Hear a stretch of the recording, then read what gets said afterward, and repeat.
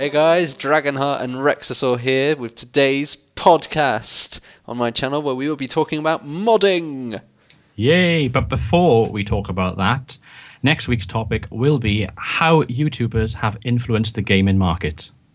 So comment below on this video your thoughts on all that, and we will discuss those next week. But first, this week we're going to be talking about modding in the following kind of orders: Total War overhaul mods and general Total War mods.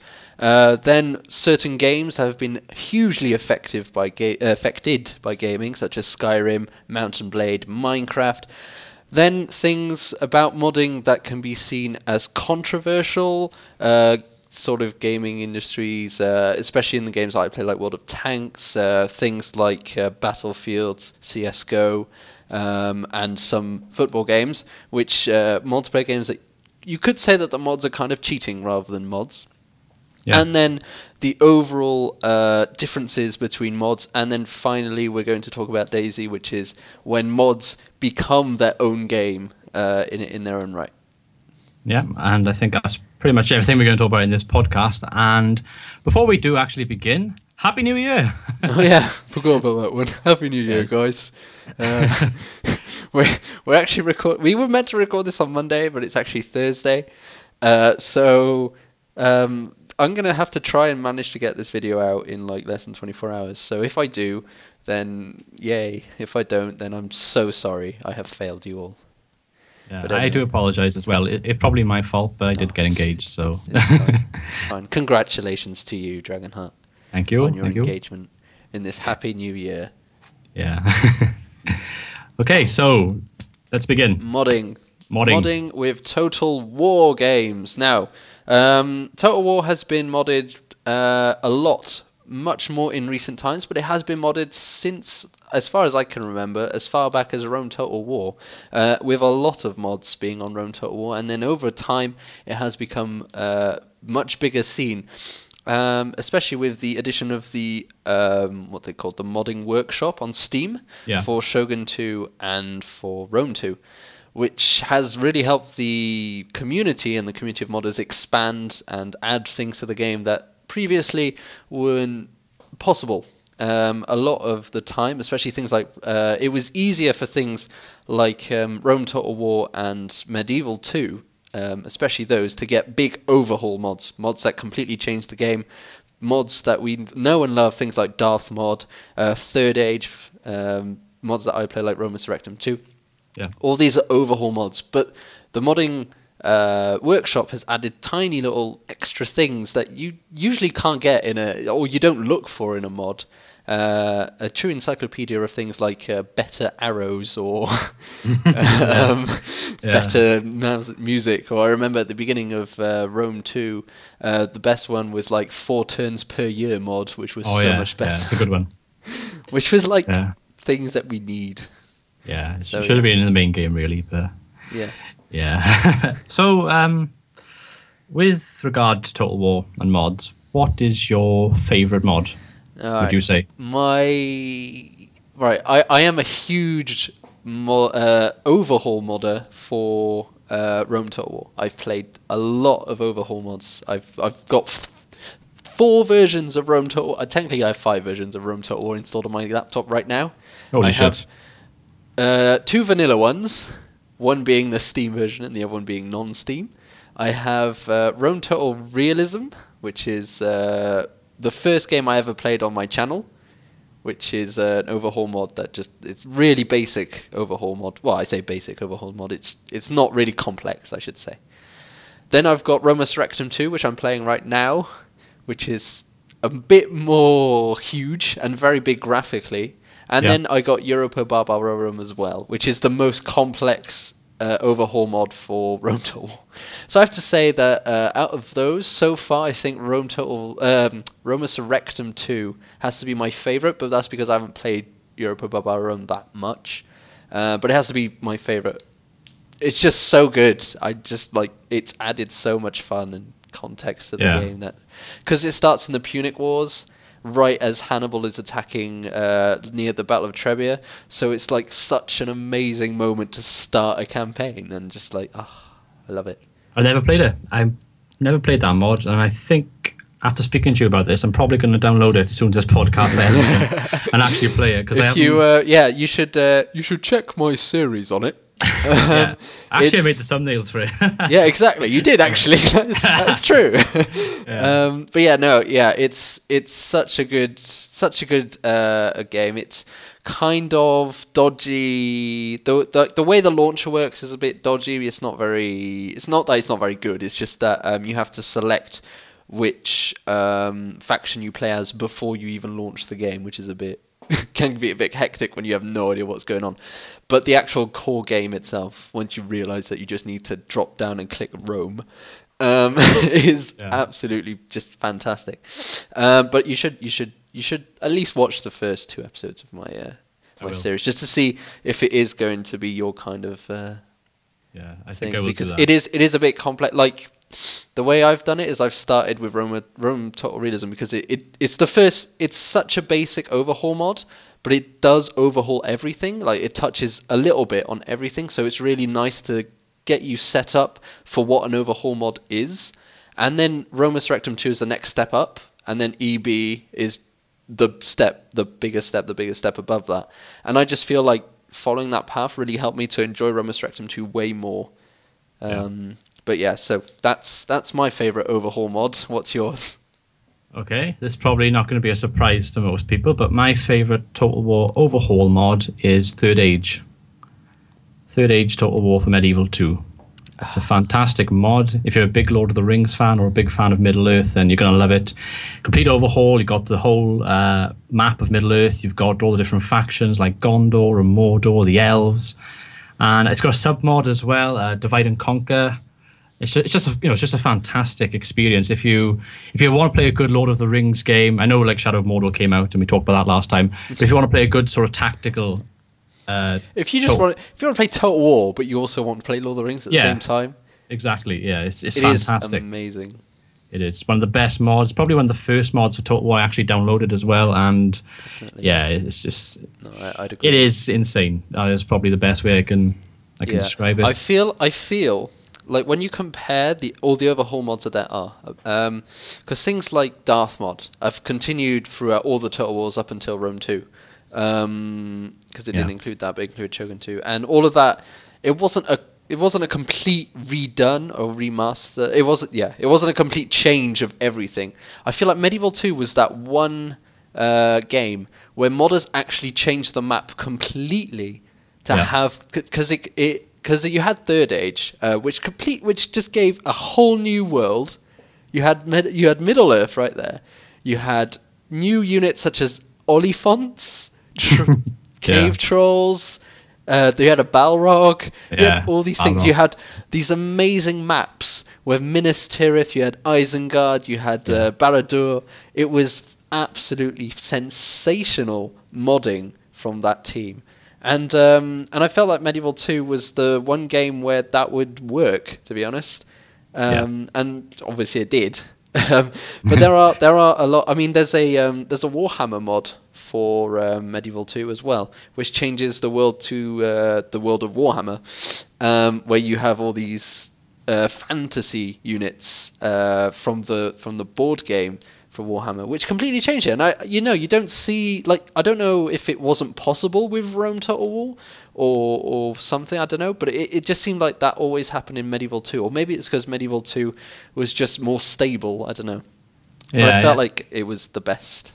Yeah, I think you're right with the Medieval 2. I think it's the right time period as well for games like that. For example, there's another mod which you haven't mentioned, which is Westeros Total War, which is another good one which I've downloaded and played. And one thing I would say, though, don't do a Let's Play series on it, because it does, in fact, include the voice actors, quotes from the actual series, like Joffrey Baratheon and Ned Stark. And if you are planning to upload it, then obviously you're going to have to be careful of copyright. But apart from that, it's a fantastic mod. It's got the whole map of Westeros. I don't think it has Essos. I don't think it has that. So that would be quite hard to implement, though. Yeah, I can imagine. Yeah. Going back on your point, just picked up on a few moments ago with Rome 2 and how you can't have those total overhaul conversions anymore. The guy that used to do a lot of the mods, the really good mods for Total War, was Darth mod. I don't know if you know this, but Darth Vader, yeah. Darth Vader, yeah. His mods are fantastic. They improved the AI. They had graphical enhancements. It made the game much more challenging. I actually still have his mod for Napoleon still on my desktop, and that adds other playable factions like Bavaria and Switzerland, which is fantastic because you get to play as a single faction, a single settlement sort of empire rather than a big empire like France or the United Kingdom. And I really enjoy that mod. It's fantastic. But Darth Vader, the guy that does these mods, he's not actually involved in the Total War community anymore. And what I've read online, what I've seen, is that he isn't doing anything for Total War anymore because he wasn't actually invited to the mod award ceremonies by Creative Assembly. Which is a big slap in the face because this guy, I mean, I can't praise him enough. Yeah, it's online. If you type in... Yeah, I didn't know that. I'm pretty sure that a vast majority of our community, of the Total War community, know exactly what we mean when we say Darth mod. Exactly. It's just like, that is how big his mods were. Yeah. They just absolutely... They didn't change the game. Well, they did, but I mean, they didn't... The core game was still there. It just added and improved every single aspect of it, and just made it that much more awesome. Like, you had the same map, but graphically enhanced. You had the same, you didn't have the same units, but you had similar units that weren't complex, that were just much more balanced, so you could actually use them. And I know he was absolutely outstanding at things like with the line battles. The Darth mod for Napoleon and for Fall of the Samurai are the best Darth mods out there. They are staggeringly good, just because of the way the gun effects and the smoke on the battlefields. Yeah. Oh, man. Yeah, and he's actually gone on to produce his own game now. Oh, has he? Ultimate General Gettysburg. It's on Steam. That was him. That's him. Yep, that's him. If you type in, it was on sale today. Yeah. It was. I can remember last year. I think it was 6 or 7 months ago. I had somebody sent me a link to it on Steam. I can't remember who it was, and it was to try and get the game a green light on Steam, basically, which it did, of course. And now it's released. Yeah, so I haven't checked it out. I probably will, play around with it and see what it's like. But I imagine if it's him doing it, then it's going to be a good game.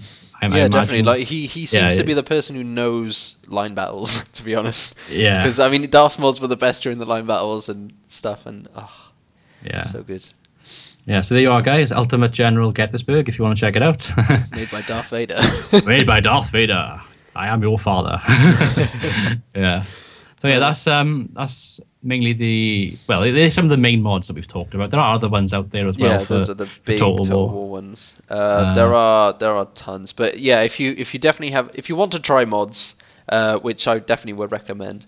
If you want to try something for Rome Total War, then I definitely recommend Rome Resurrectum 2 or Rome Total Realism. If you're not quite into the whole modding genre, because Rome Resurrectum 2 is a bit it's so historically, well, it's not so historically accurate, but it brings a lot of historical accuracy to the game, which can be a bit daunting for someone who doesn't actually know really well how the Roman Empire works and other things like that. So try Rome Total Realism, because it's a bit more basic, but it's still just as much fun.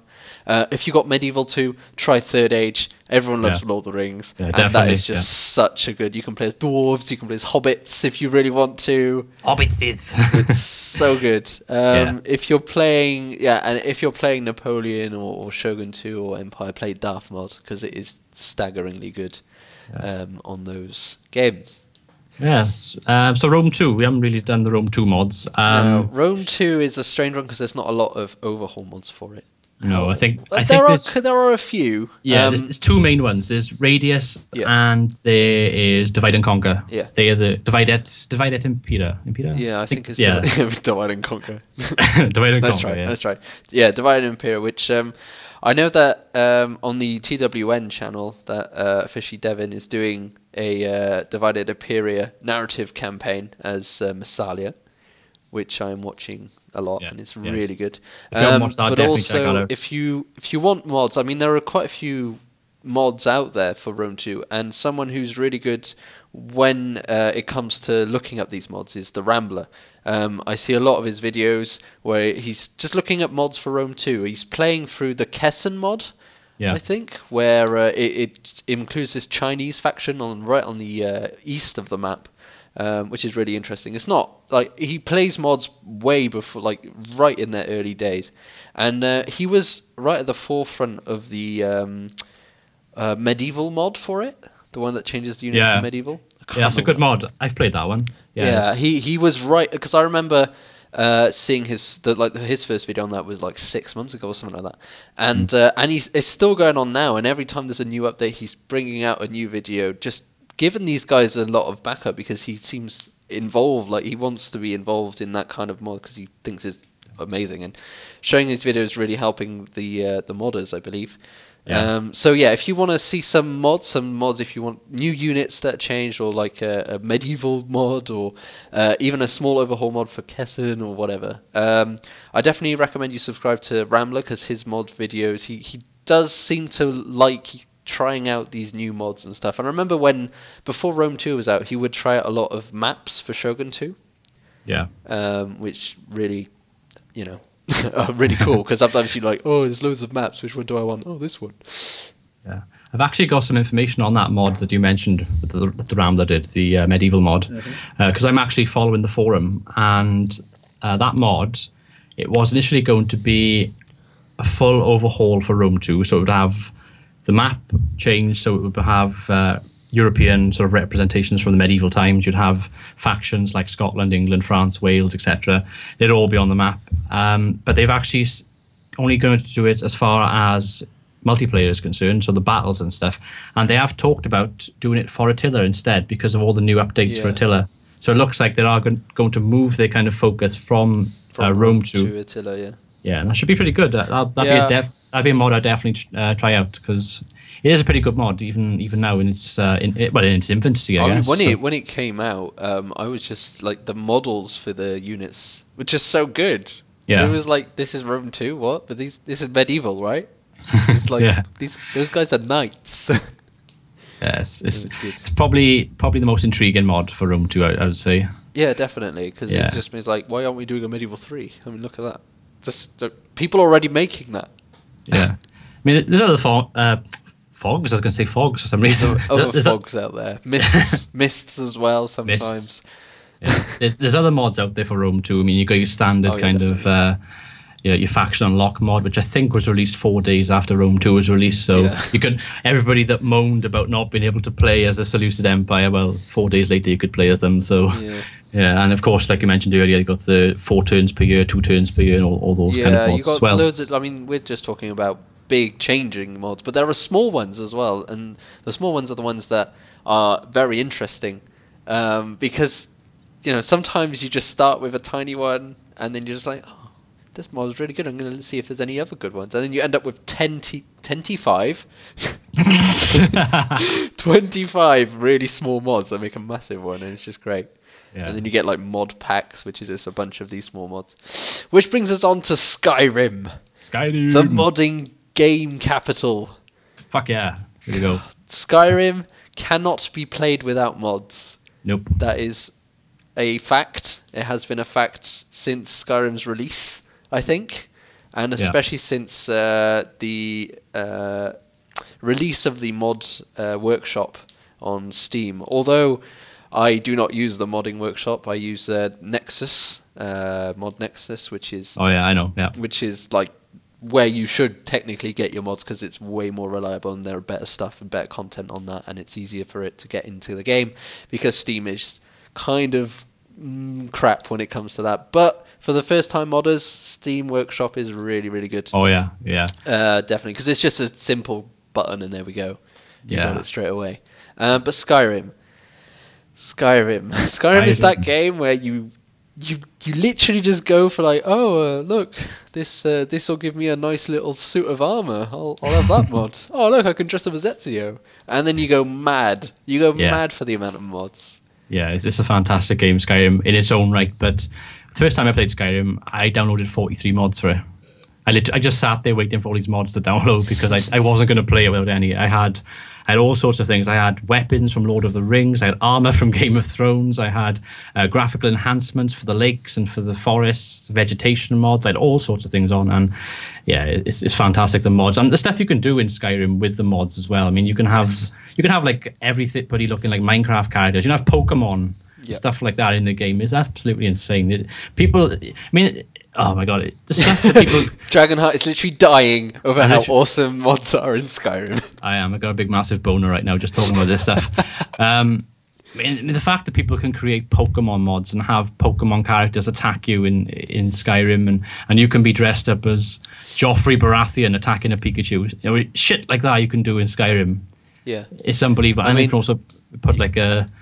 Well, you know, like when you steal things and you put like a bucket on somebody's head. Yeah. You can put a bucket on Pikachu's head. Yeah. I mean, that is just the best thing ever. I think the thing is about Skyrim's modding community is amazing because it tailors to every single kind of player who plays Skyrim. Yeah. I play Skyrim for... when I play Skyrim, I want to be immersed in it. So I have a lot of immersion-based mods. So I have things like immersive HUD, which completely hides the heads-up display, which means I've got just Skyrim. I've got better signposts, which means I don't have to look at the map as often, which, just so I can look. And then in my last playthrough, I did a no fast travel playthrough, where I would literally be on my horse going around the whole of Skyrim to just do quests like in a circle. It was ridiculously long to do, but it was so fun because it's just the kind of person I am. I like playing on very immersive. But players out there who just play that for complete silliness. So you've got things like mud crabs with top hats, flying My Little Ponies instead of dragons, massive anime hair, and you can get so ridiculous or so immersed. Like you can either go full realism in Skyrim. Yeah. Like there's a mod out there where you could freeze to death to do with how cold it is, and you have to keep yourself warm or you'll die from being frozen. It's ridiculous. And then on the other side, you just got like, oh yeah, you can throw fireballs from your hands that cause like the ground to explode. Yeah. Okay, great. What? Yeah. So much choice. I know. I think the main thing really we can say about Skyrim is it tailors to the casual players and also the serious players. There's so much content that you can get from the workshop and also from other places where you can download the mods as well, like Nexus. It's unbelievable. But probably one of the best games released in the past 4 or 5 years, I would say. Just on mods. Forget the gameplay. Just on mods. Just on mods. Yeah. I think, Bethesda games have always been heavily modded ever since Oblivion, even Morrowind. Morrowind had big mods, and then Oblivion had probably the biggest modding community of that time, and then Skyrim just like completely multiplied that tenfold. Yeah. And Bethesda's been strong, so the next title will probably be modded even more and just gonna be staggering. I mean, you can do so much stuff in the Skyrim universe. I mean, there's modders out there who are completely remaking Morrowind with it. Mods called Skywind, which is literally remaking Morrowind, its quests and all that using the Skyrim engine, which I cannot wait to see because it's gonna be so good. But so that's that. That's Skyrim. That's Skyrim. So yeah, if you haven't played Skyrim, what the fuck are you doing, guys? Play it. It's on sale right now. Go get it. For the love of whole humanity, play it. By the time you watch this, it probably won't be anymore, but you should have it. It's godly. Yeah, you can pick it up in the Steam sale. I think it's £2.59. I think at the moment. You can buy. I think Yeah. That might be right. I think it's £2.49. It's £2.50. Ah, 49. You're probably right. So just wait for a sale on Steam. It's always going to be reduced. It's ridiculously heavily reduced as well. Right, so that's Skyrim. Yep. And its beautiful moddy sexiness. Moddy. Mountain Blade. Mountain Blade. Oh, here we go. Shall I start? Yeah, since it's awesome. your game right there. It's my fucking game right there. Well, it's not actually my game. I'm not that talented, but Mountain Blade. lots and lots and lots and lots and even more mods. It is fantastic, and the best mod that I can recommend to anybody is Clash of Kings. It is the Game of Thrones mod. It's based on the time period, which is the second book in the series, so series 2 in the television series. And basically, you've got the whole map of Westeros and Essos completely recreated. You have quests which have been made specifically for the story, so you can attack White Walkers, you can do quests for Jon Snow, you can do quests for the King, you can do all that kind of stuff. You can join any faction that you want to, so you can be a knight for say the Lannisters. You can be an archer for the Riverlands. You can forge your own empire like you can in most Mount and Blade games. The graphics have been enhanced. Okay, the graphic engine isn't perfect in Mount and Blade. Everyone knows that, but they have been enhanced, and it does perform a lot better than native Mount and Blade Warband, and it keeps getting updated all the time. I think we're on 2 point something now in the Clash of Kings mod, and yeah, it is one of the best mods for Mount and Blade in my opinion. But there are other great mods out there too. There are mods like Gecko Kujo, which is a mod for a Shogun kind of based game. Basically, you're in Japan, and you've got the Takeda, you've got Hojo, and all the other clans as well. And yeah, the amount of content released for Mount and Blade is ridiculous. There's literally a mod for every series, just like we just mentioned with Skyrim. It's like Skyrim in a way. Yeah, it is. It's like to be fair, in most ways you look at it, Mount and Blade is very similar to Skyrim. Yeah, it is actually, thinking about it. It's just that Mount and Blade is much more tailored towards big battles and leading, while Yeah. Skyrim is you're like this invincible berserker hero dude. So that's kind of the difference, and I feel like Skyrim is more of a. We're not discussing the two anyway. We're discussing mods, but yeah. So Yeah. they are different, but they are similar in the same way. And Mount and Blade mods, there are so many overhaul mods for that game, and they're all so good. And even for Napoleonic Wars, there are so many wards, so many like that. That was a mod in its own right, wasn't it? And then it became DLC.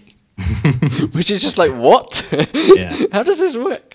And then from that you get a lot of other stuff like the Zulu War, which I know that is a favourite of people like Hephaestion and Mr. Mate, and they love that, and things like the First World War mod for it and stuff. It's just so good, so many mods just adding stuff, and it feels like things like Skyrim and Mount and Blade, so much more hours get put into the game because of these mods. Yeah, and the thing is, these are not new games. These are games. I think Mount and Blade came out in 2011, and Skyrim I think came out the same.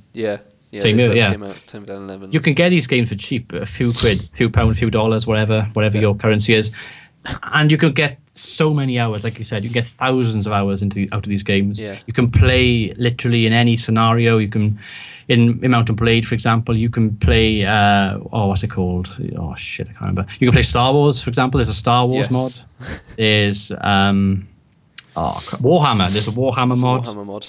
Yeah. There's a Warhammer mod for everything. It's pretty much a Warhammer mod for everything. But you get my point. There's loads and loads of stuff there. Yeah, it is absolutely staggering. And so literally for like the equivalent of a packet of crisps, you could spend thousands of hours in a few games. It's ridiculous.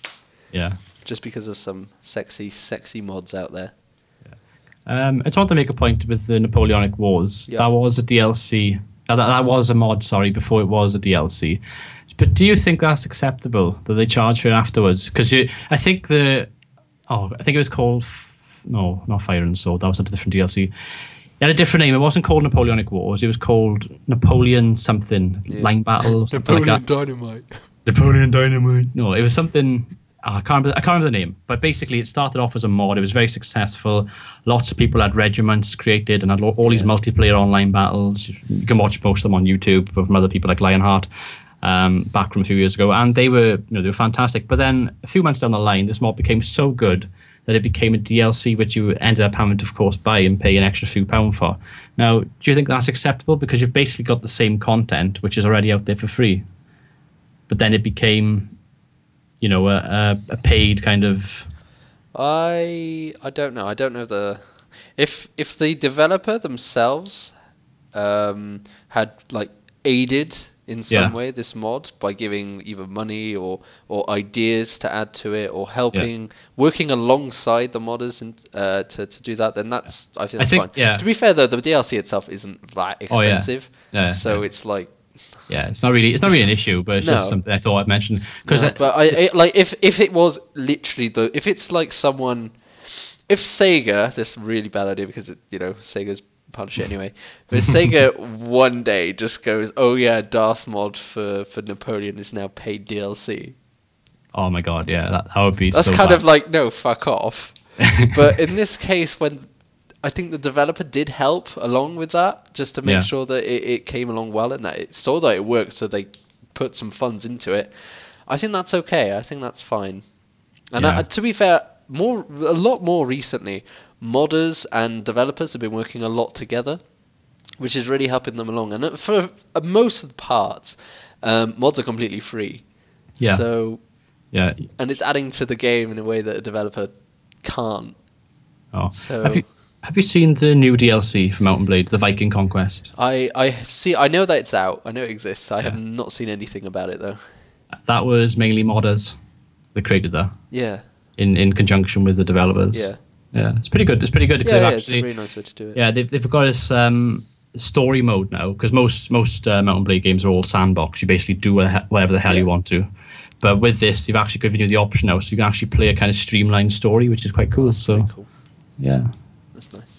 Yeah, so Mount & Blade, that's pretty much Mount & Blade. It's fantastic. Again, if you haven't played it, then what the hell are you doing, guys? Come on. I mean, seriously, come on. It's New Year. It's almost always on sale, and it's only like £3. Yeah. It's huge. It's amazing.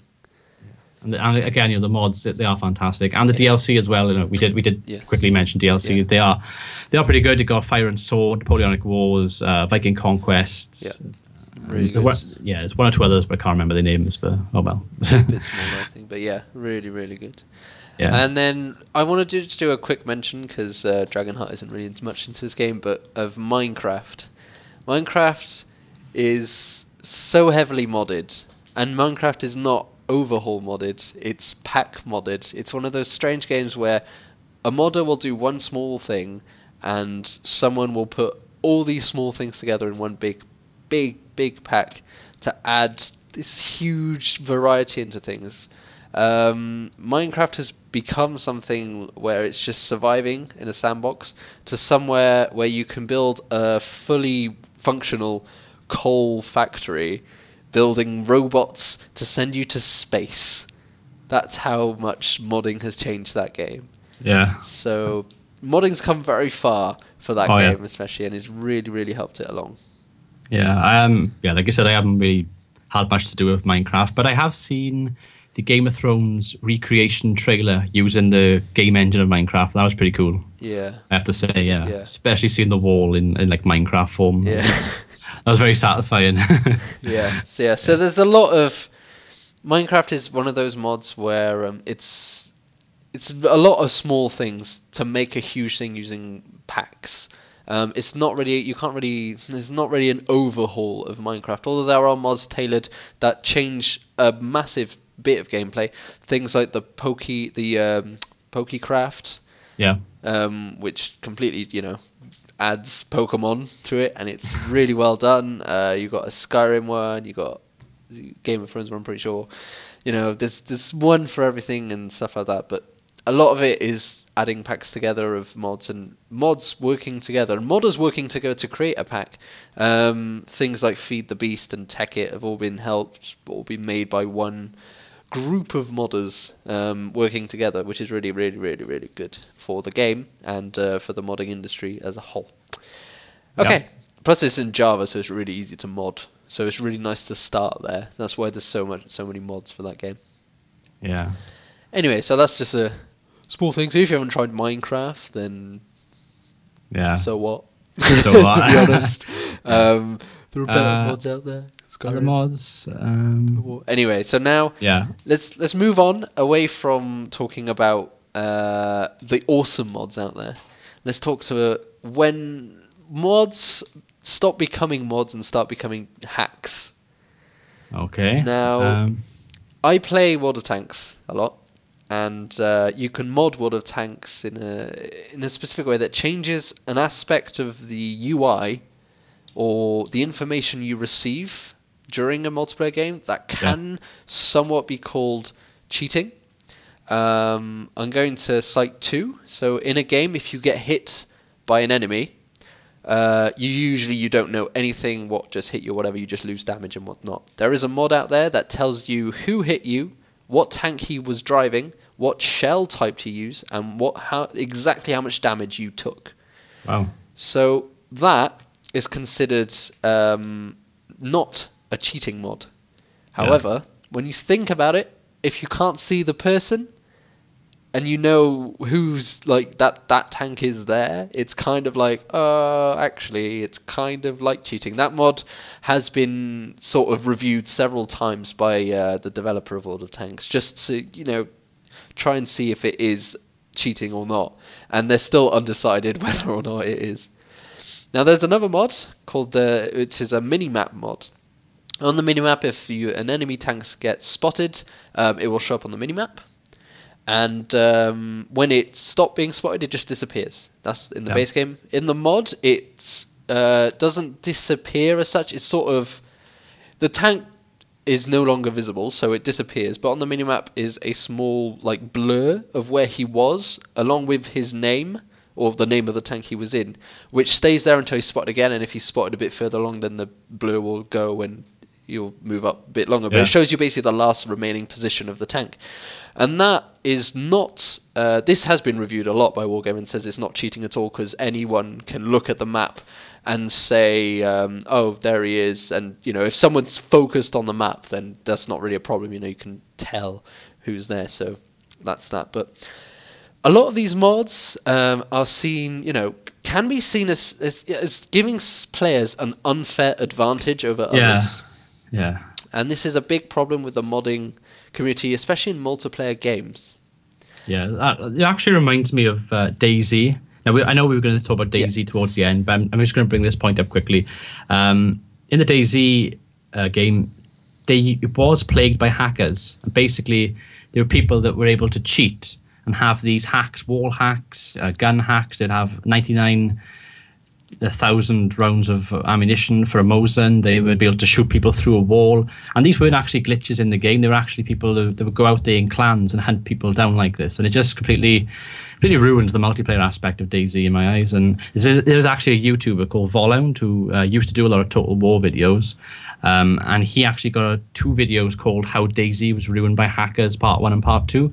And they're really good because he actually shows live footage of how people actually do this. And yeah, it's really good. But again, this is the kind of negative side of mods for games, and just something I thought I'd mention. Yeah, no, that is it's an important, because it's, when does modding go too far? It's a problem. It's a problem that there's a lot of, especially things like, when you play a not saying the World of Tanks is competitive, but when you play a sort of competitive multiplayer factions, things like Battlefield or Call of Duty, especially Counter-Strike Global Offensive, things that you can actually earn real money in events in competitions, and you have people during those competitions who are hacking, it's kind of...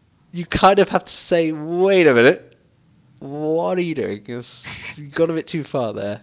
Yeah, and I don't understand why people do it. I mean, everybody... Well, I like to think that most people that play games online are playing for fun. Yeah, there's obviously going to be a competitive element, especially to a lot of games. But at the end of the day, you just want to have fun, don't you? That's why we all play games, to escape from the real world, should we say. And, it's a form of entertainment, basically. And I just don't know why people do it, because it just sucks the fun out of everything. Just, if you're somebody watching this now and you've hacked people, or you've done something to ruin mods and to ruin people's experience, do us all a favor, fuck off. Because we just don't want that in games, do we? It's just so... Things like, when you look at the overhaul mods for Total War, they're there to add another layer of fun. When you look at mods for Call of Duty, where you could see through walls, what does that add? That adds the fact that you're now getting yourself a nuke. Whoop-de-doo. People hate you. Exactly. Because you're a cunt.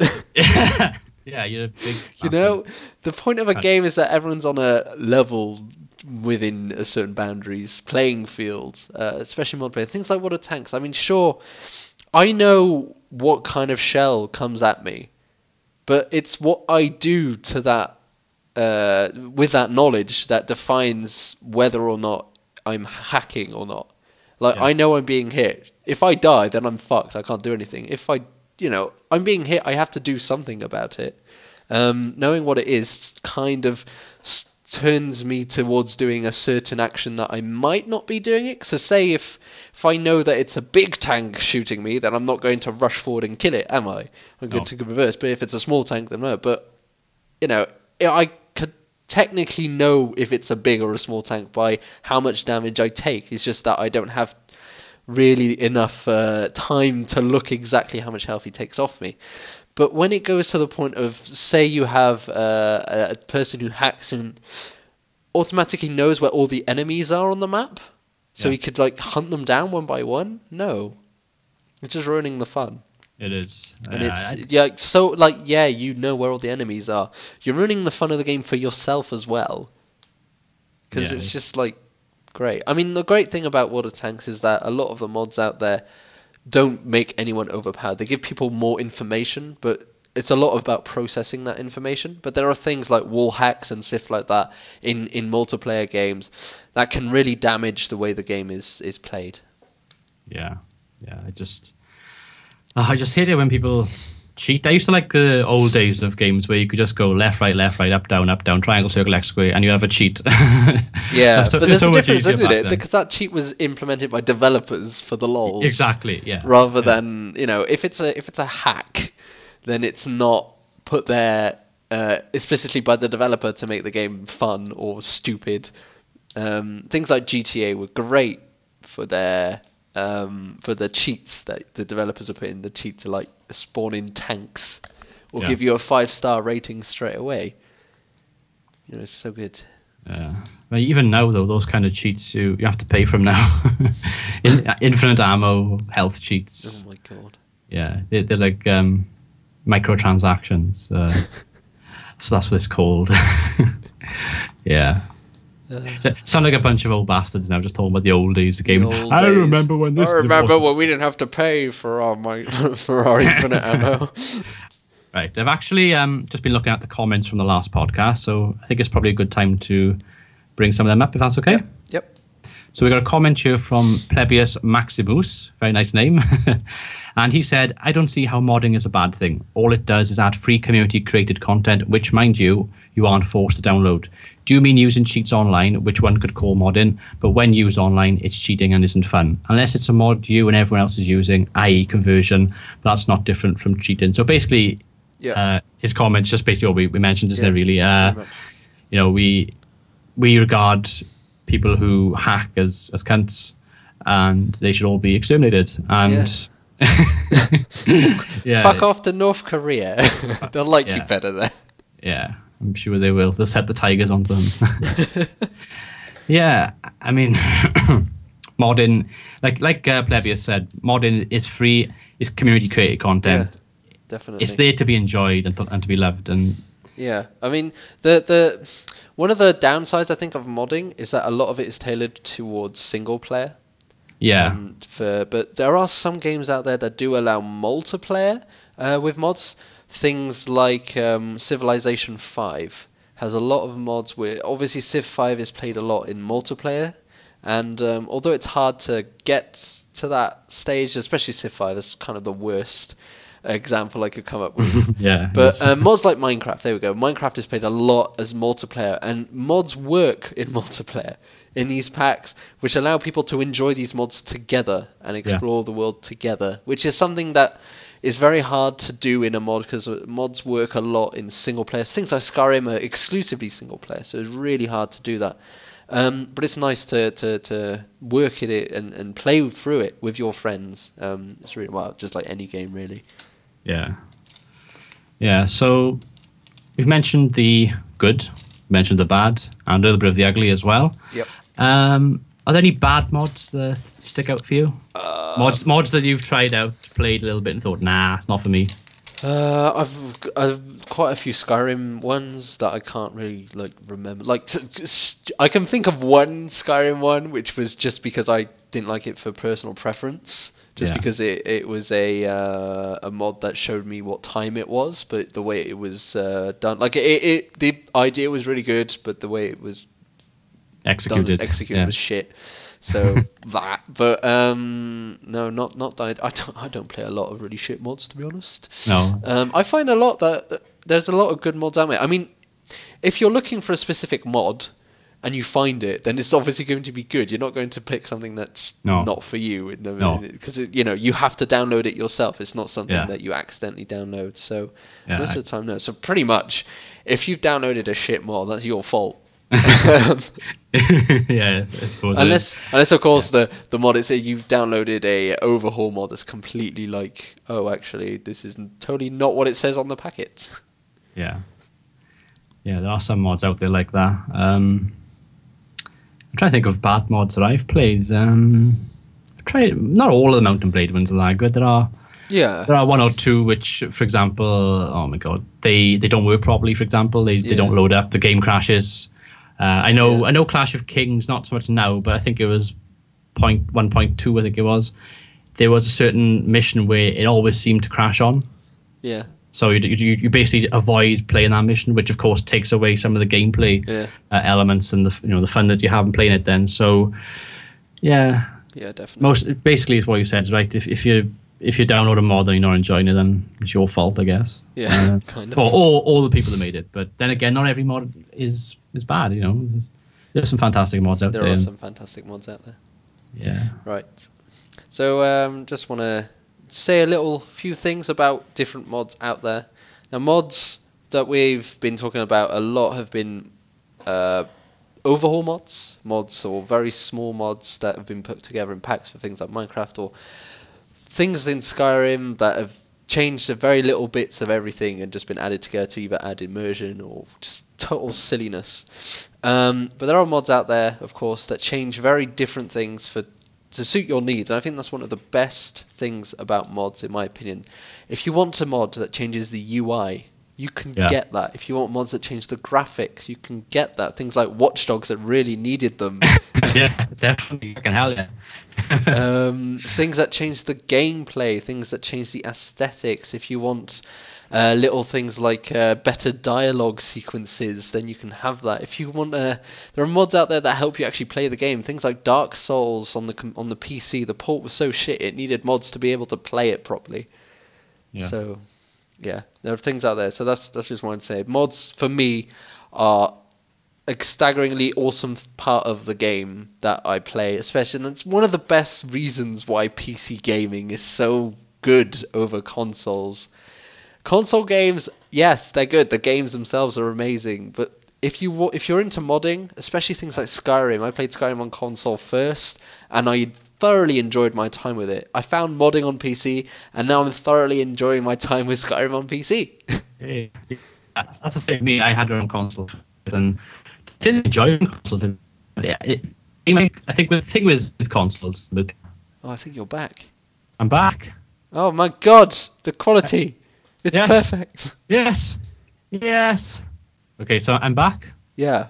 Okay, so guys, we've been having technical issues, as you probably can tell. So we are going to be ending this episode very shortly. So we're going to quickly gloss over DayZ and then conclude, I think. Yep. So DayZ, it started off as a mod for Armored 2, and then the whole kind of development team turned the mod into its own standalone game, which is DayZ Standalone. It's a very, very enjoyable game, I should say. So if you are into sort of first-person horror survival, then it's definitely zombie horror survival. Yeah, you should definitely check DayZ out. And I've been playing it. I'm quite new to the game. I've only been playing it the last kind of few weeks, but it's a very good game if you are into that sort of thing. And that kind of proves how a mod can become its own thing, really. Give birth to its own kind of game. So, yeah, DayZ is that's a game which. That's a game. It's a game. I think it's one of those success stories of modding when a mod becomes so good that it's its own game. Yeah. When it's a standalone just like overhaul. It's staggering. It shows you how far some modding teams and mods itself can come, and how good the quality of mods has been these recent years. Yeah. The fact that a mod for a game becomes its own game. Yeah, and that's what you saw with. I mean, it's the same with Napoleonic Wars. If that's a mod before and becomes its own DLC, just shows you the success that some modders can get. Yeah, it's fantastic. I mean, DayZ. For me, DayZ's a multiplayer game, and the fact that they're able to mod a game that well, for a multiplayer, because single player, I would assume. I don't know much about coding and modding. I'm no expert on this sort of thing, but I know that a single player is probably a lot easier to mod than a multiplayer game. So to be able to do it for a multiplayer game and then release it as its own standalone is just remarkable. Yeah, no, definitely. I actually dabbled in modding. I dabbled in modding for Rome Total War, which is pretty just unit files. But for Rome Total War, that is. That was just for the lols. I mean, I don't know if anyone's like dabbled with the unit files, but they are hilarious to do. When you've got archers firing cannonballs, it's fucking ridiculously fun, and it's so good. But I did actually do some substantial modding, pretty substantial modding for Crusader Kings 2, because I wanted to see if I could create my own kingdom and changing its what counties were in that kingdom and the color of the kingdom itself. Because my friend wanted to make the Empire of Scandinavia, but he wanted to make it black and not include Finland. Mm-hmm. So that included a bit of tampering and fucking hell, Excel files. To do that, I needed to change 5 different Excel files and a Word text file to make sure that it didn't crash my game. That's how complicated some modding can be. My God, yeah. So, modding, guys, is really hard.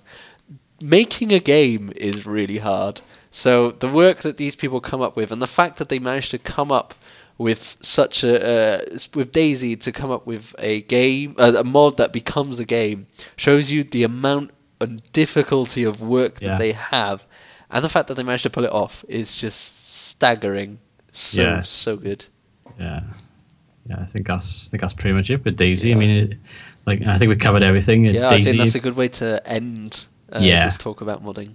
Yeah, so there we are, guys. That's DayZ, and that's modding in this podcast. So in next week's podcast, which will be on my channel, we will be looking at how YouTubers have influenced the gaming market. Yep. So...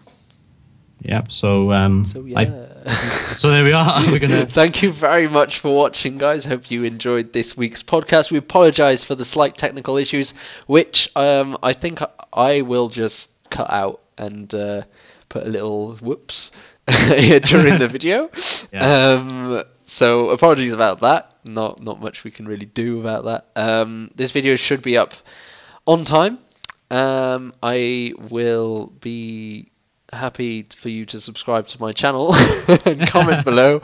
Just comment below how you think YouTubers influence the gaming market, so that we have some things to talk about this next week on Dragonhearts channel. Yeah. So it's goodbye from Dragonheart. Goodbye. And goodbye for me. Thank you very much for joining us, and farewell.